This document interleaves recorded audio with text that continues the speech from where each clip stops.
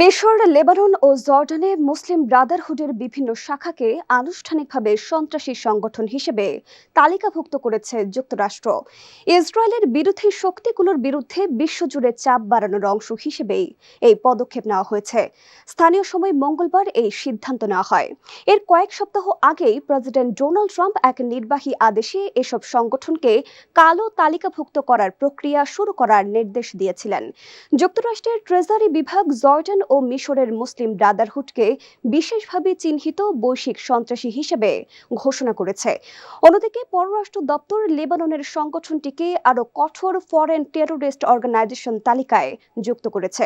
Trump প্রশাসন দাবি করেছে, ফিলিস্তিনি সংগঠন হামাসকে সমর্থন এবং মধ্যপ্রাচ্যে ইসরায়েলের স্বার্থবিরোধী কর্মকাণ্ডে জড়িত থাকার কারণেই মুসলিম ব্রাদারহুডকে লক্ষ্যবস্তু করা হয়েছে।